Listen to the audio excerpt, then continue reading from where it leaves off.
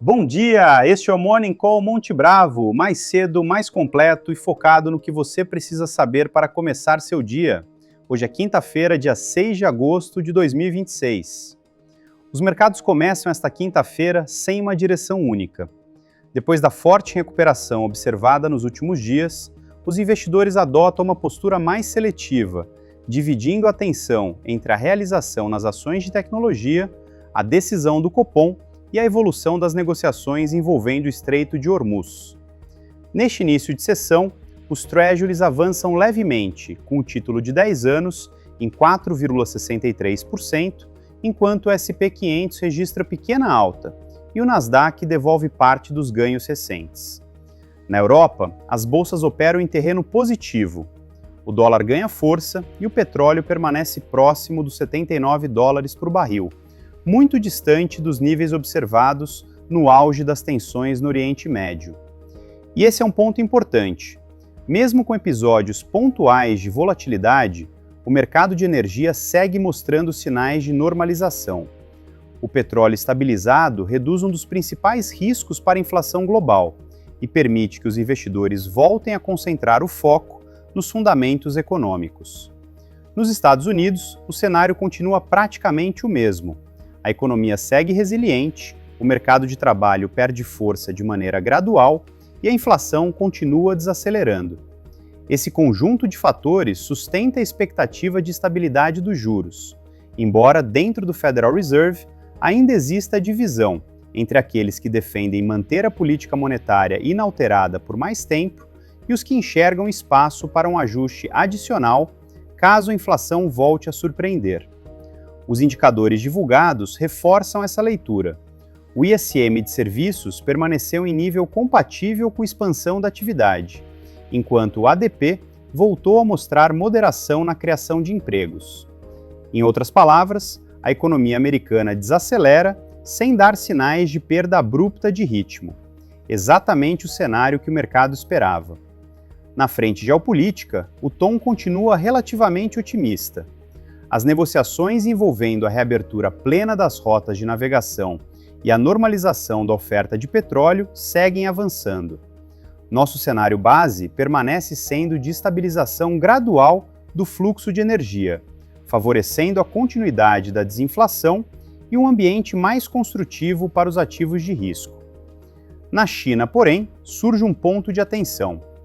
Uma semana após a reunião do Politburo, ainda não houve anúncios concretos de novos estímulos econômicos. Essa ausência aumenta o risco de desaceleração da atividade durante o terceiro trimestre e continua sendo um fator importante para acompanhar. Do ponto de vista da alocação, não fazemos mudanças. Seguimos construtivos para ativos de risco. O petróleo em torno de $80 reduz as pressões inflacionárias. O crescimento global continua moderado e os bancos centrais caminham para um período de maior estabilidade. Ainda assim, mantemos a recomendação de diversificação, especialmente diante das incertezas geopolíticas e da concentração dos mercados em alguns setores. No Brasil, o grande destaque foi a decisão do Copom.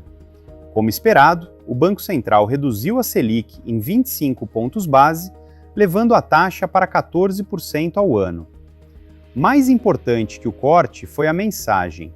O comitê reforçou a preocupação com os riscos de alta para a inflação e com a deterioração das expectativas de longo prazo, deixando claro que o balanço de riscos permanece assimétrico. Na prática, o Banco Central manteve aberta a porta para um novo corte em setembro, mas condicionou essa possibilidade à evolução da inflação, ao ambiente eleitoral e também ao comportamento do petróleo nas próximas semanas. Ou seja, a flexibilização continua possível, mas dependerá dos dados. No campo político, o governo voltou a defender uma participação mais ativa do Estado na economia e reforçou críticas ao nível dos juros e às restrições fiscais. Também anunciou medidas para preservar os reservatórios diante do risco de um El Niño mais intenso, tema que segue no radar por seus possíveis impactos sobre inflação e atividade. A agenda desta quinta-feira traz novos dados importantes.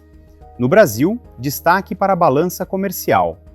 Nos Estados Unidos, saem os pedidos semanais de seguro-desemprego e discursos de dirigentes do Fed. Na Europa, atenção para as vendas no varejo e as encomendas à indústria alemã. A China divulga sua balança comercial, enquanto o México anuncia sua decisão de política monetária. Para encerrar, a mensagem do dia é clara. O cenário continua favorável, mas a volatilidade ainda exige disciplina. Com o choque energético perdendo força e os bancos centrais cada vez mais dependentes dos dados, o foco dos mercados retorna aos fundamentos: crescimento, inflação e resultados corporativos. Nós ficamos por aqui. Bom dia e bons negócios!